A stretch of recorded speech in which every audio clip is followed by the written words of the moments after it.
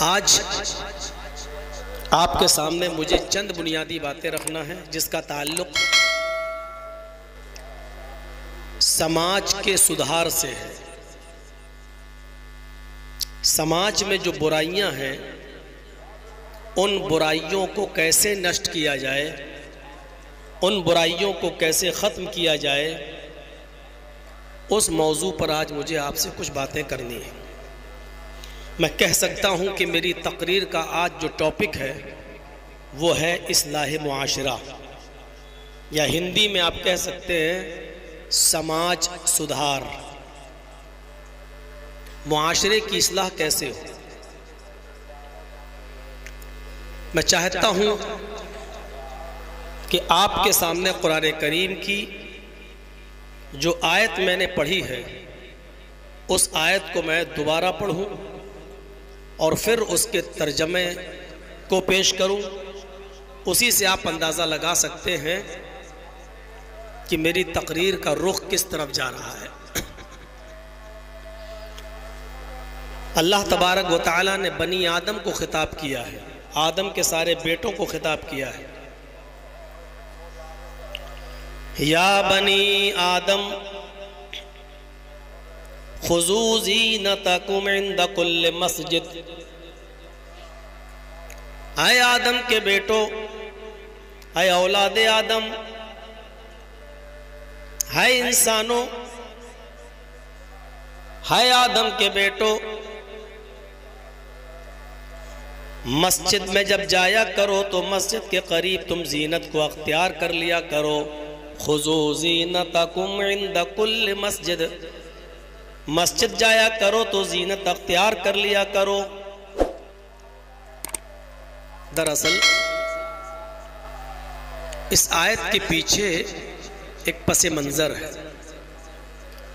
नबी अकरम सल्लल्लाहु अलैहि वसल्लम के मक्का में नबी का ऐलान करने से पहले, मुहम्मदुर रसूलुल्लाह सल्लल्लाहु अलैहि वसल्लम के रसूल बनने से पहले मक्के के अंदर जो दीन कायम था और लोग जिस दीन पर अमल करते थे उस दीन को दीन इब्राहीमी के का नाम देते थे कि हम इब्राहीम अलैहिस्सलाम के दीन पर हैं। खाने काबा का तवाफ होता था।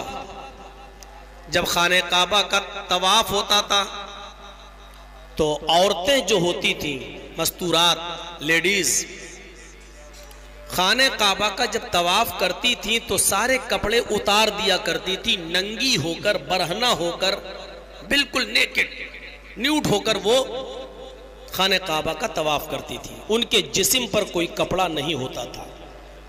जैसे कोई बच्ची, कोई लड़का बच्चा माँ के पेट से पैदा होता है उसी तरीके से नंगा, जो जैसे वो नंगा होता है ऐसे ही औरतें बिल्कुल सारे कपड़े उतार कर खाने काबा का तवाफ करती थी। ये अरब की प्रथा थी, रस्म थी। ज़माने जाहिलियत में मुहम्मदुर रसूलुल्लाह के नबी बनने से पहले मर्द तो कपड़ा पहनते थे लेकिन औरतें सारी के सारे कपड़े उतार कर तवाफ करती थी। जब इस्लाम आया, मुहम्मदुर रसूलुल्लाह सल्लल्लाहु अलैहि वसल्लम ने नबी होने का दावा किया, फिर ऐलान किया और आप जब नबी और पैगंबर बनाकर भेजे गए, आपने समाज और मुआशरे से बहुत सी बुराइयों को जहां खत्म किया वहां से आपने इस रस्म को भी खत्म कर दिया। और अल्लाह तबारक व तआला ने औरतों को भी पर्दे का हुक्म दिया और औरतों के साथ साथ मर्दों को भी इस बात का पाबंद बना दिया। आज के बाद मेरे किसी भी घर में खाने काबा ही नहीं, पूरी दुनिया में जितनी भी मेरी मस्जिदें, मेरे घर हैं, उन घरों के अंदर कोई भी बेपर्दा नहीं आएगा, कोई औरत नंगा तवाफ नहीं करेगी। उस रस्म को खत्म किया। कुरान करीम की आयत नाजिल होती है, या बनी आदम खुज़ू ज़ीनतकुम इंद कुल्ल मस्जिद। बनी आदम, आए औलाद आदम, आए आदम के बेटो, मस्जिदों में जाया करो तो मस्जिदों के करीब जीनत अख्तियार कर लिया करो, अच्छे कपड़े पहन लिया करो। मुआशरे में, समाज में कपड़ों का जो चलन हो वो कपड़े पहन लिया करो, जीनत अख्तियार कर लिया करो। बहुत से लोग टोपी को भी जीनत कहते हैं। क्या कहते हैं? जब नमाज पढ़ो तो टोपी लगा लिया करो, ये भी जीनत है। इसका जीनत से कोई ताल्लुक नहीं है।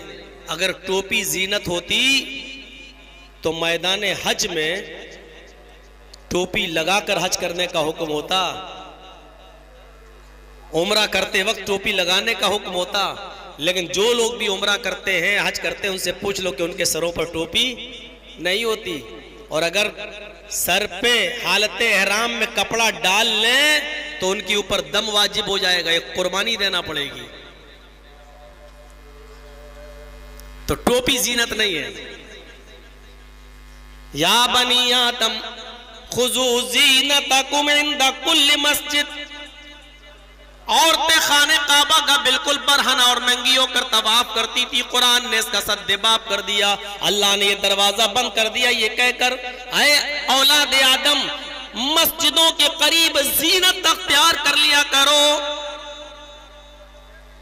जीनत, अब जीनत को आप समझ लीजिएगा अपने हिसाब से। जीनत आप क्या कहते नहीं, औरत बड़ा जीनत की हुई है, वो लिपस्टिक, क्रीम, पाउडर जब चुपड़ लेती हैं, पूरा थूप खराब कर लेती हैं।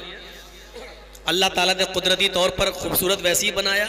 ये आर्टिफिशियल और मसनूई चीजों को लगाकर अच्छी खासी औरत थी, लेकिन इतनी चीजें चुपड़कर अमेरिकन बंदरिया बन जाती है। चेहरा देख, तो ये जीनत कहते नहीं, बड़ा जेबो जीनत करके जा रही है, तो उसी जीनत को कहते हैं टिप टॉप। Tip top. अब आप समझ गए होंगे जीनत क्या है।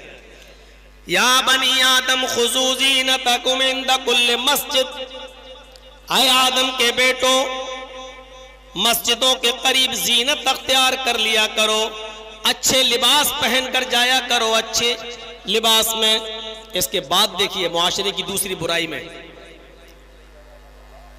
वकुलू, खाने पीने से तुम्हें कोई नहीं रोक रहा, अल्लाह ने तुम्हें जो रिज़्क़ हलाल दिया उसमें से खूब खाओ। पहली चीज।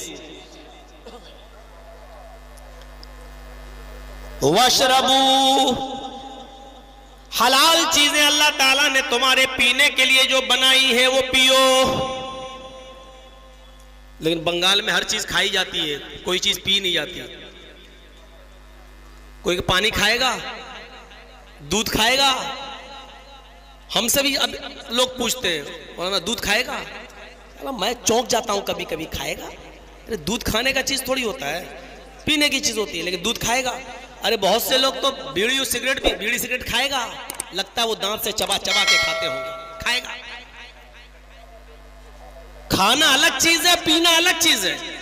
यहां अल्लाह ने क्या कहा? वकुलो, हमने तुम्हें जो रिज़्क़ हलाल दिया, जो तुमने अपनी गाड़ी कमाई और मेहनत से जो रिज़्क़ कमाया है उसमें से खूब खाओ। वशरबू, और खूब पियो। हलाल चीजें पियो का मतलब ये नहीं कह रहा हूं मौलाना ने कह दिया पियो तो जाओ पौवा ले लो, हाँ मौलाना ने कह दिया पियो, डगार जाओ। वकुलू, खूब खाओ, वशरबू, और खूब पियो। लेकिन आगे एक बंदिश, वला तुसरिफू, हद से आगे न बढ़ो, हद से तजावुज न करो। खाने और पीने में जो मायार है उस मायार पर कायम रहिए, हद से आगे नहीं बढ़ना है, हद से तजावुज नहीं करना है। खाओ और पियो लेकिन हद से तजावुज ना करो, आगे मत बढ़ो। जो चीजें हलाल है उन्हीं में से खाओ और लिमिट में खाओ। जो चीजें पीने वाली हलाल है, दूध है, शरबत है, शहद है, पीजिए, लेकिन हद से आगे मत बढ़ना। और इन चीजों के खाने और पीने में दूसरा माना, वला तुसरिफू, हद से आगे मत बढ़ना, इसका मतलब फजूल खर्ची मत करना। अगर काम आपका एक पाव गोश्त से चल रहा है तो 1 किलो मत लाना। अगर आपका काम 1 किलो गोश्त से चल रहा है तो समाज और सोसाइटी को दिखाने के लिए 10 किलो मत लेना। एक माना इसका यह है, खाओ और पियो, खाने और पीने से तुम्हें कोई नहीं रोक रहा है। वला तुसरिफू, लेकिन इसराफ मत करना, फजूल खर्ची मत करना। इन्नहु ला युहिब्बुल मुसरिफीन, अल्लाह ताला ज्यादती करने वालों, फजूल खर्ची करने वालों को पसंद नहीं करता। इस आयत में साफ कह दिया गया, मस्जिद में पहली चीज जीनत अख्तियार करो, नंगे मत घूमो। दूसरी चीज, खाने और पीने में कोई रुकावट नहीं, जो हलाल चीजें वो आप खा सकते हैं और पी सकते हैं। लेकिन तीसरी चीज, उसकी एक लिमिट बता दी है। वो लिमिट ये है, जरूरत के तहत, जरूरत के मुताबिक आप उतनी चीजें खाएं, ज्यादा नहीं, फजूल खर्ची ना करें उसके अंदर। और फजूल खर्ची करने वालों को अल्लाह तबारक व तआला पसंद नहीं करता। कुरान की पहली आयत। आइए दूसरी आयत की तरफ हम आपको लाते हैं। दूसरी आयत की तरफ आइए। अल्लाह तबारक व तआला ने दूसरी जगह फरमाया है, व आतिज़ल क़र्बा हक़्क़हू, व आतिज़ल क़र्बा हक़्क़हू वल मिस्कीन वब्नस सबील वला तुबज़्ज़िरू तबज़ीरा इन्नल मुबज़्ज़िरीना कानू इख़वानश शयातीन व कानश शैतानु लिरब्बिही कफूरा। इस आयत में बहुत तफसील से कहा गया, वो आतिज़ल क़र्बा, अपने रिश्तेदारों का, रिलेटिव्स जो हैं, कराबतदारों का पूरा हक अदा करो। समाज सुधार है तो यही बातें आएंगी। वो आतिज़ल क़र्बा हक़्क़हू, अपने कराबतदारों का, रिश्तेदारों का पूरा हक अदा करो। वल मिस्कीन, फकीरों का, गरीबों का, मिस्कीनों का भी हक अदा करो। वब्नस सबील, और मुसाफिरों का हक अदा करो। तीसरी चीज, मुसाफिरों का हक अदा करो। आगे का वला तुबज़्ज़िरू तबज़ीरा, लेकिन इनके हक अदा करते वक्त भी तुम फजूल खर्ची नहीं कर सकते। हमारे पास 1000 रुपया है, वही 1000 है। हमारे बीवी बच्चे हमारे पास हैं, सुनिए, हमारे बीवी बच्चे, उनको भी खाना खिलाना है, पिलाना। अब कोई रिश्तेदार आ गया, या कोई बहुत गरीब आदमी आ गया, या कोई मुसाफिर आ गया, उसको भी जरूरत है, हम उसका हक अदा। अब हमें सोचा नेकी करना, नेकी हम चाहते हैं हमें सवाब मिल जाए। हमने क्या किया, हमारे पास 1000 रुपये, हमने 1000 रुपये ही आपको दे दिया। लो, यहां 1000 रुपया भी आप नहीं दे सकते, आपने उनको दे दिया, वो तो मांग रहा है, उसको दे दिया। अब आपके पास क्या बचा? जब आपके पास कुछ नहीं बचा तो आप खुद भीख मांगोगे क्या? अब दूसरों के सामने आप हाथ फैलाओगे क्या? आप देख रहे हैं मैं क्या कहना चाहता हूं, इशारा आप समझ लीजिए मेरा। अच्छे कामों में, नेक कामों में, गरीब और मिस्कीन में भी हम अपनी पूरी की पूरी मिल्कियत या जितना का सासा हमारे पास, हम वो पूरा नहीं दे सकते। जब उनमें फजूल खर्ची नहीं कर सकते तो 250 और 300 बारातियों, चोरों, लुटेरों और डाकुओं का पेट भरने की इजाजत तुम्हें किसने दी?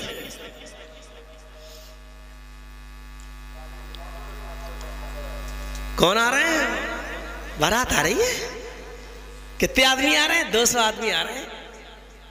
200 आदमी, ये 200 लोग नहीं, ये 200 चोर हैं। बुरा लगेगा, उन मौलवियों को भी बुरा लगेगा जो निकाह पढ़ाने पहुंच जाते हैं, लगेगा।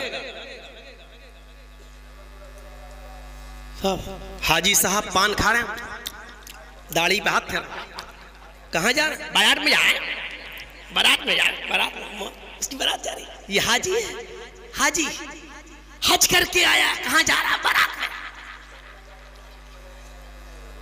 हमारे पास 1000 रुपया है और हम जानते हैं कि मेरी खलेरी बहन, मेरी मुमेरी बहन, मेरी फुफेरी बहन बीमार है, उसको जरूरत है, लेकिन हम पूरा का पूरा 1000 रुपया जब उसको नहीं दे सकते हैं, ये फजूल खर्ची मानी जा रही है। जब एक नेक काम में नहीं दे सकते हैं तो चोरों पे लुटाया जाएगा, डकैतों पे लुटाया जाएगा, जहेज पे माल खर्च किया जाएगा और राजा बाबू को बाइक मोटरसाइकिल खरीद के दी जाएगी, ले चला अपनी हेमा मालिनी को बिठाल के ले जा, उसको दी जाएगी। ये बातें हम बाद में कहना चाहते थे लेकिन कंट्रोल नहीं कर पाता हूं मैं। पहली चीज सुनिए, वो आतिजल करबा, कुरान की आयत देखिए, वो आतिजल करबा हक़्क़हू, अपने कराबतदारों का, रिश्तेदारों का पूरा पूरा हक अदा करो।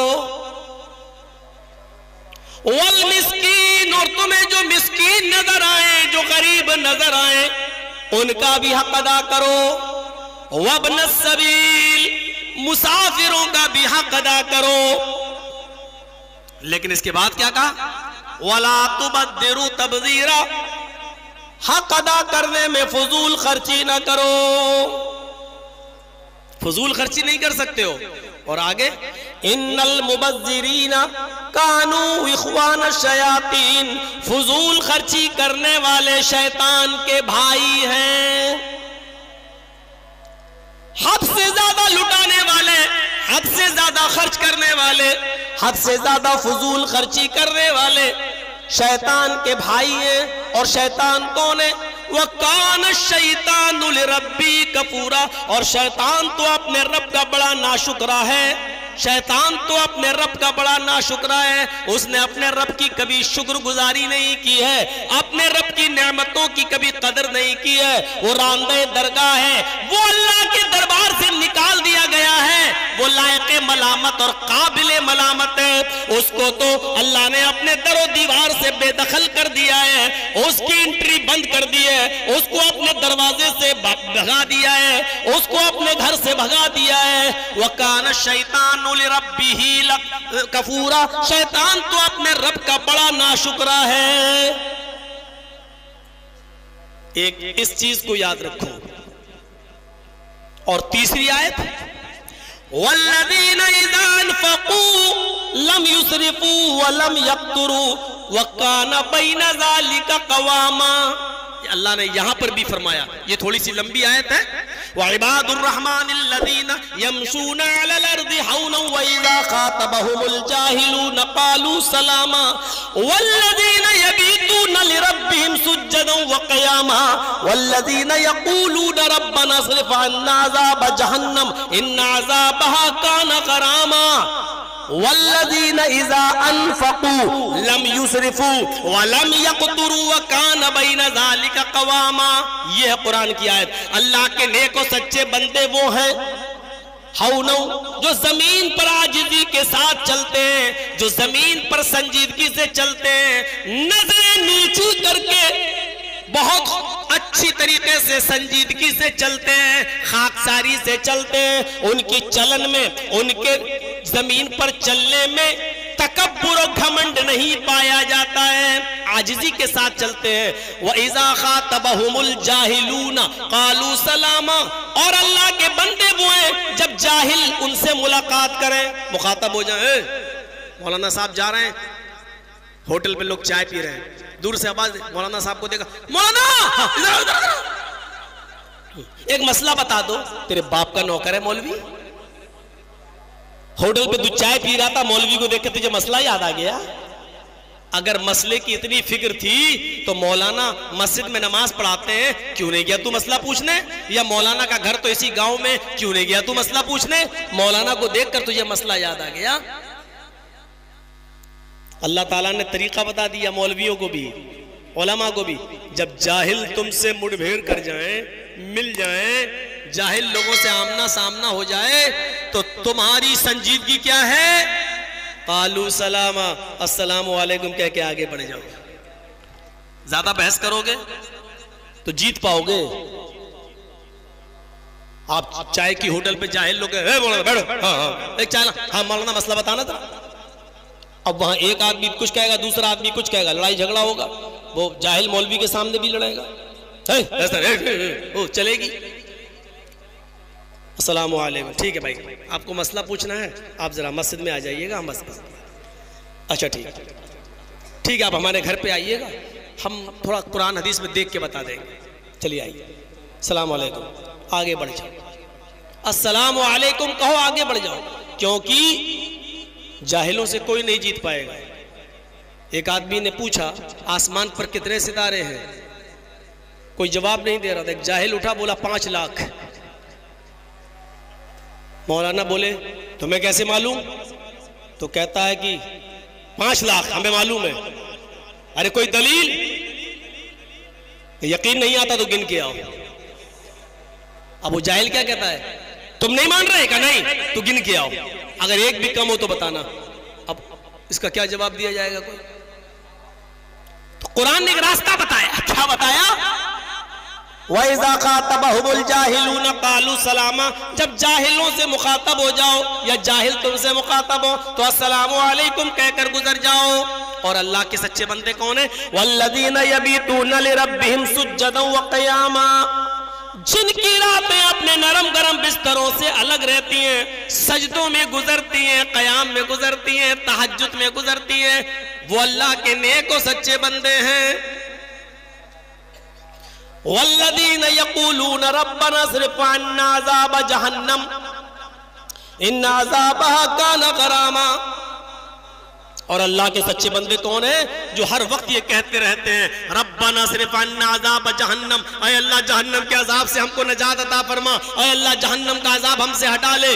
इन्ना अज़ाबहा काना गरामा, तेरा अजाब बहुत ज्यादा सख्त है, तेरा अजाब बहुत ज्यादा चिपटने वाला है, तेरा अजाब जिस्म की को झुलसा देने वाला और उसके जिस्म से चर्बी को पिघला देने वाला है। ऐ अल्लाह जहन्नम का अजाब हमसे हटा ले, हमसे दूर कर दे।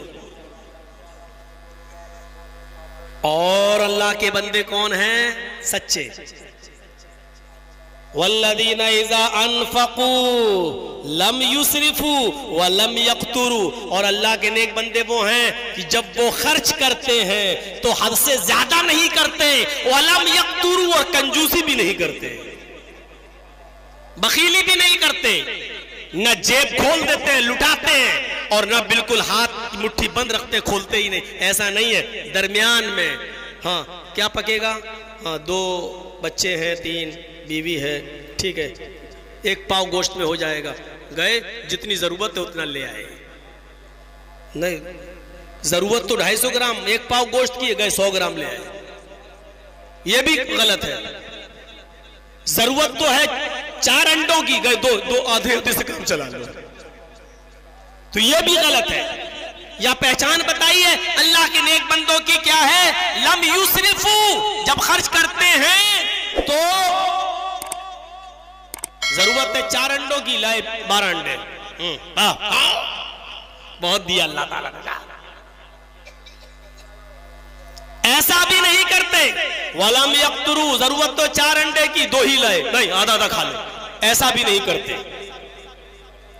लम युसरिफू वलम यक़्तुरू, न बहुत ज्यादा खर्च करते हैं, न बिल्कुल हाथ बंद रखते हैं।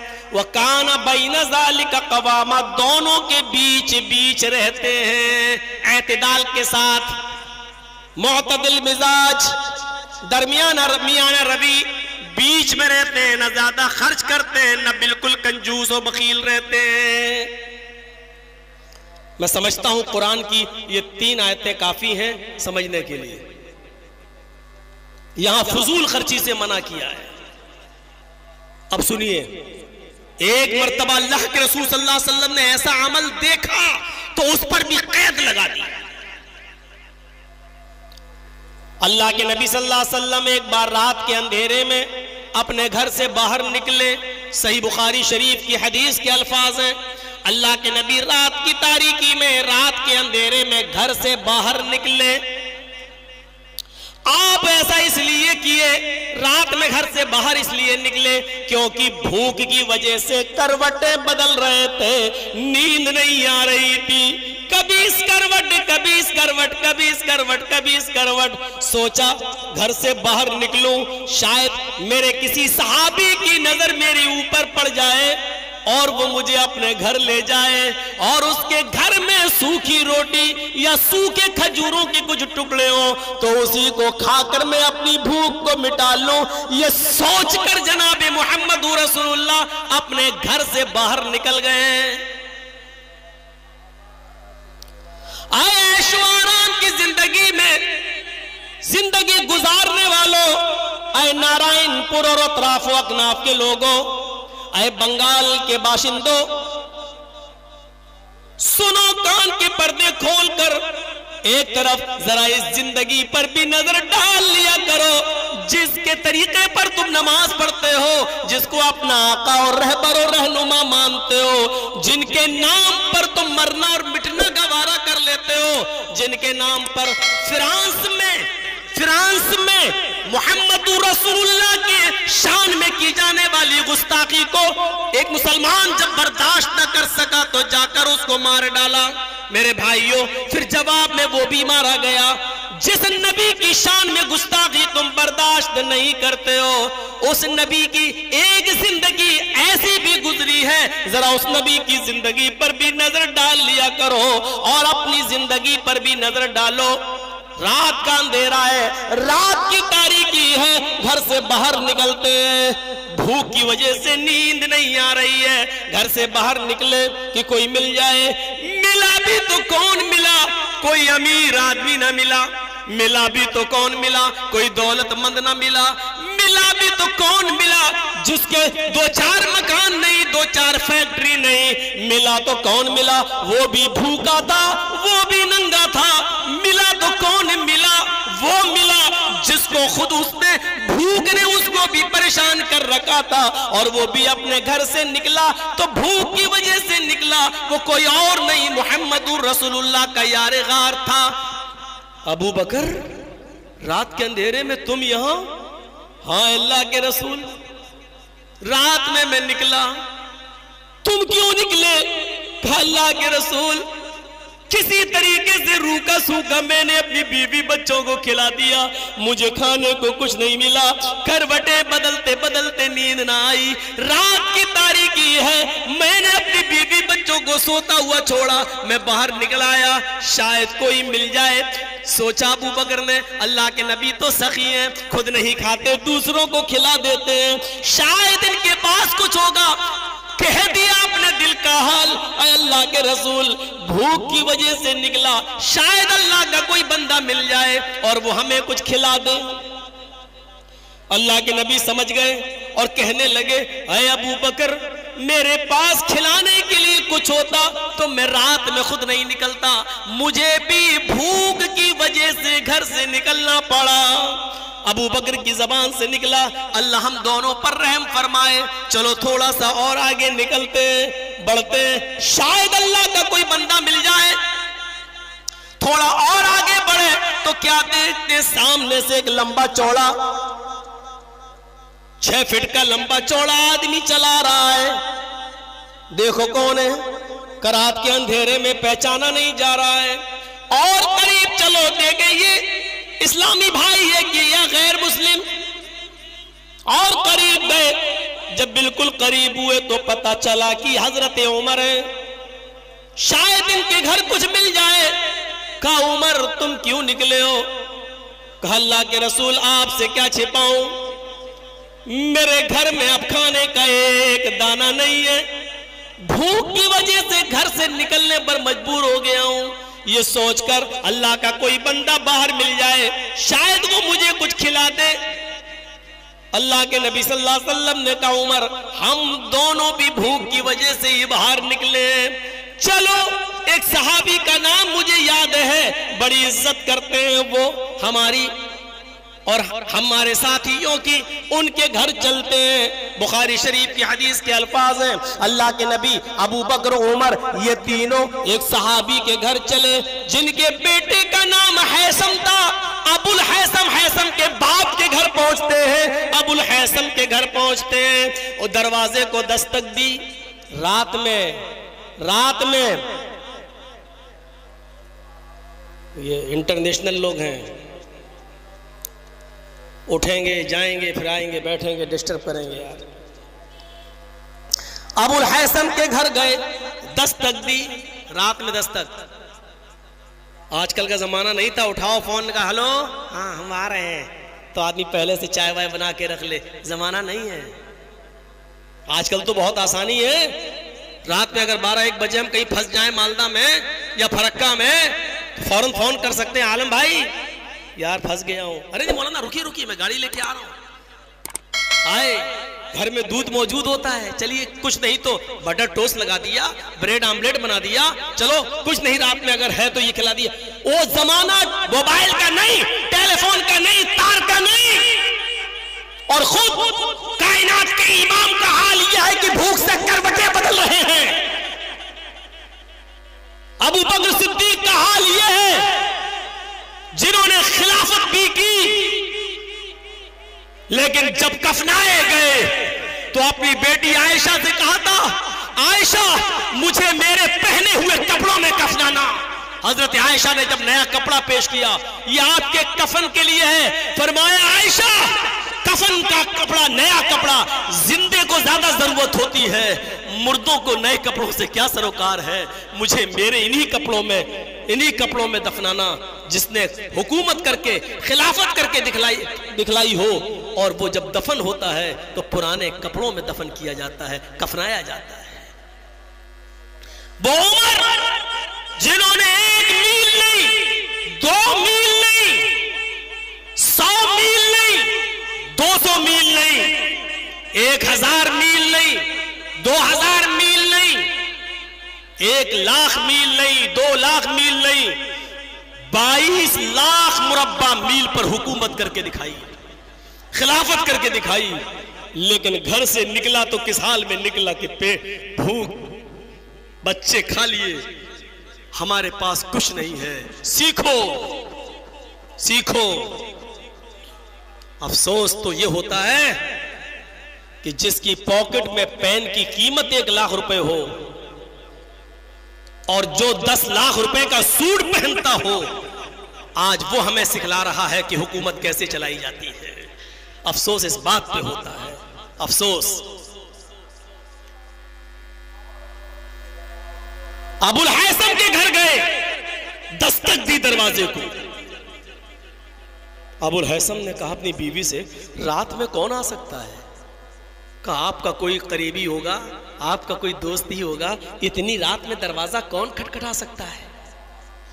मजाक करने का जमाना नहीं था वो कि रात में अपने दोस्तों को परेशान कर रहे हैं, उठ के 2 बजे 20 बेल मार रहे लो और अपना मोबाइल बंद कर दिया। बेचारे की नींद खुल गई, वो कर रहा है मोबाइल बंद। इस तरीके की घटिया हरकतें नहीं होती थी उस जमाने में। ये घटिया हरकतें चाहे मजाक ही में की जाएं, लेकिन शैतानी हरकतें हैं ये। और जरूर तुम्हारी रगों में किसी ऐसे बाप का खून दौड़ रहा है जिसने तुम्हें सही तरबियत नहीं दी है, जिन्होंने तुम्हें सही तालीम नहीं दी है। जिन्होंने तुम्हें सच्ची तालीम दी होती तो ऐसी घटिया हरकतें तुम नहीं करते। रात में कौन आदमी किस हाल में है, सो रहा है, उसको सुबह फजर की नमाज में उठना है, तुम मिसबेल मारकर उसकी नींद में डिस्टर्ब करते हो। शर्म आनी चाहिए। तुम इसको मामूली समझते हो, लेकिन ये बहुत बड़ी चीजें हैं, बहुत बड़ी। अबुल हैसम ने दरवाजा खोला। रात में इतने बजे कोई मजाक भी नहीं कर सकता है, और मेरे करीबी रिश्तेदार के अलावा कौन आ सकता है? शायद कोई बीमार हो, मजबूर हो, या कोई मेरा रिश्तेदार बीमार हो गया हो, वो आया हो। अबुल हैसम आगे बढ़ते, दरवाजा खोलते हैं, सामने वो हस्ती खड़ी है जिसको सैयदुल अंबिया बनाया गया है, जिसको शबे मेराज सारे नबियों का इमाम बनाया गया हो। इमाम कायनात खड़े हैं, इमाम उस्सक़लैन खड़े हैं, सैयद बुलद आदम खड़े हैं, सैयद उस्सक़लैन खड़े हैं, मक्का मदीने की गलियों के सरदार खड़े हैं, मुहसिन इंसानियत खड़े हैं, रहमतुल लिल आलमीन खड़े हैं, जनाबे मुहम्मदुर रसूलुल्लाह हसन और हुसैन के नाना खड़े हैं, फातिमा के प्यारे बाप खड़े हैं, आयशा के खदीजा के प्यारे शौहर खड़े हैं। उनके बगल में हजरत अबू बकर है, उनके बाएं साइड में हजरत उमर फारूक है, दोनों तरफ सितारे, बीच में 14वीं का चांद है। अहलन व सहलन मरहबा, अहलन व सहलन मरहबा, मेहमान का आना मुबारक हो। कितने अच्छे मेहमान मेरे घर में आए हैं, कैसे मेहमान मेरे घर में तशरीफ लाए हैं। आए उम्म हैसम, मुहम्मदुर रसूलुल्लाह घर में तशरीफ लाए हैं रात के अंधेरे में, चलो तुम पर्दे में चली जाओ। हजरत उम्म हैसम पर्दे में चली जाती हैं। अल्लाह के नबी अबू बकर उमर अबुल हैसम के घर तशरीफ लाते हैं। आए अल्लाह के रसूल, कैसे आना हुआ? जल्दी से अपने घर में घुसे। कुछ खजूरें रखी हुई थी, कच्ची भी थी, पकी हुई भी थी, हर किस्म की थी, उठा लाए। मिट्टी की प्लेट थी, उठा लाए, और कायनात का इमाम मिट्टी के बर्तन में खजूरें तनावुल फरमा रहा है। ये मेरे इमाम की सादगी है। और सोने और चांदी के बर्तनों में खाने वालों, और खूबसूरत प्लेटों में खाने वालों, कभी इन प्लेटों में खाते वक्त तुमने कायनात के इमाम का तसव्वुर भी किया कि जिसके तुम उम्मती हो कायनात का इमाम है? मिट्टी के बर्तन में खजूरें लाई गई, फरमाया ये नाश्ता कीजिए। अब बताइए आना कैसे हुआ? कहा कुछ नहीं। आया अबुल हैसम, परेशान होने की जरूरत नहीं है, हम भी भूखे। अबू बकर उमर रास्ते में मिल गए, ये आए नहीं तुम्हारे घर, इनको मैं लाया हूं। यहां तो दावत एक आदमी की शादी में, उस दावत में अपने बच्चों को भी ले जाते हो, अपने दोस्तों को भी ले जाते हो। शर्म करो शर्म। बगैर दावत अगर किसी के घर खाना खाया तो अल्लाह के नबी फरमाते ऐसा खाया जैसे किसी ने थूका और उसने चाट लिया। बड़ी सख्त बातें कहने का आदी हूं मैं, और तुम्हें सुनना पड़ेंगी। तुम्हें क्या, तुम्हारे बाप को भी सुनना पड़ेगी। जब तक यहां बैठा हूं, ये अथॉरिटी, ये पावर है मुझे बोलने का। यहां से हटने के बाद गाली दे लेना मुझे। और सुनो, ये आए नहीं है, ये तुम्हारे घर नहीं आए, इजाजत ले रहे हैं अल्लाह के रसूल, इनको मैं लेकर आया हूं। मैं भी भूखा हूं, ये दोनों भी भूखे हैं। तकलीफ नहीं, अगर तुम्हारे पास खाने को कुछ हो, घर में बचा खुचा कुछ हो, वही ले आओ, और ना हो तो कोई बात नहीं, हम ये खजूरें खाकर ही इक्तिफा कर लेंगे। नहीं अल्लाह के नबी बैठिए, आप आए हैं, बताया नहीं कि मैं जा रहा हूं बनाने, तो अल्लाह के रसूल को क्या मालूम, बताया नहीं, और घर के अंदर घुस गए। बकरी बंधी थी, खोली रस्सी, बीवी से कहा पकड़ पैर, बीवी ने पैर पकड़े, बकरी ज़िबा कर दी। पता नहीं अल्लाह के रसूल, जल्दी से टांगी, खाल उतारी, बोटियां पीस कर दिए गए। यहां अल्लाह के रसूल, बस खाना बन रहा है। अरे सब कुछ मौजूद था घर में, तब ठीक है। जैसे हम लोगों का दाल चावल तो हर वक्त होता ही है, चलो कोई मेहमान आया कुछ नहीं दे, ठीक है, घर में मौजूद था तो ठीक। ये मालूम नहीं अभी कि बकरी काट दी, ज़िबा कर दी, गोश्त बनकर सामने, नियामतों को देखा, गोश्त देखा, खाया।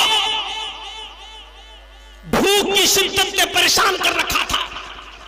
अबू बकर ने भी खाया, उमर फारूक ने भी खाया, और पूछा अबुल हैसम ये तुमने क्या किया?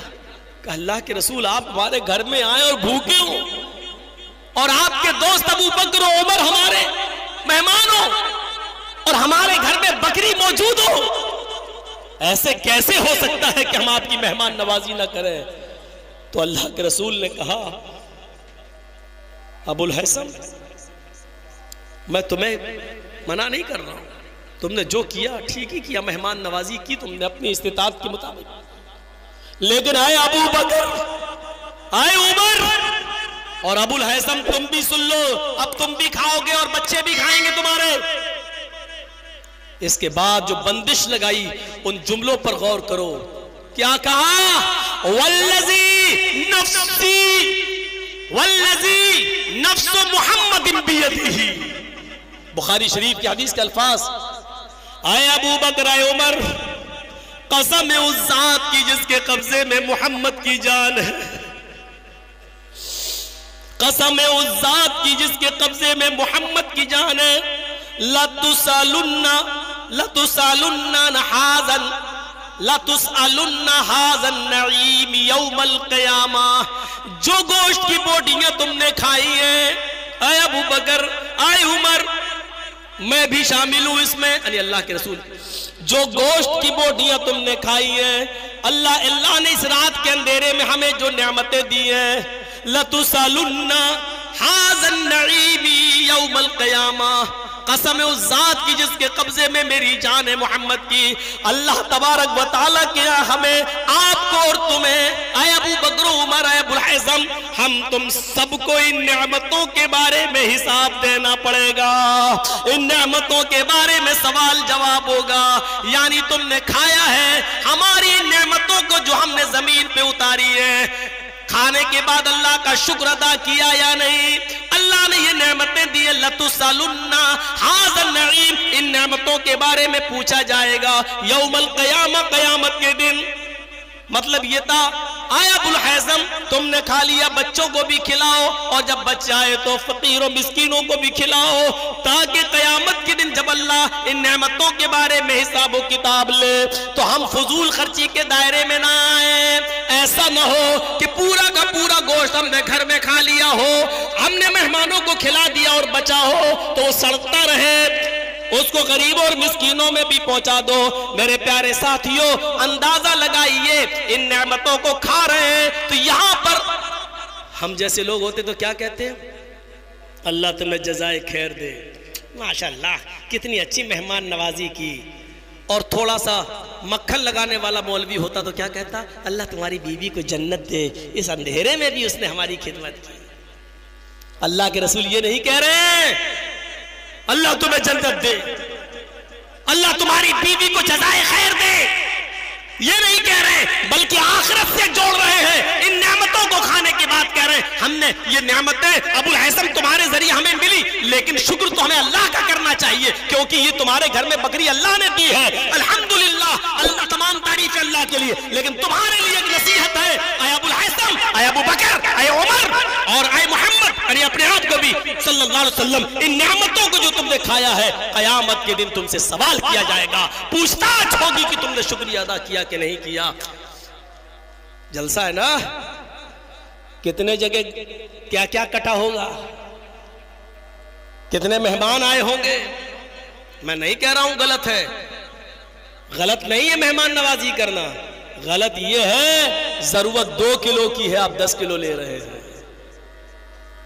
गलत ये नहीं है मेहमान नवाजी करना, गलत ये है कि जरूरत थी 4 किलो की और आप 10 किलो ले रहे हैं, ये गलत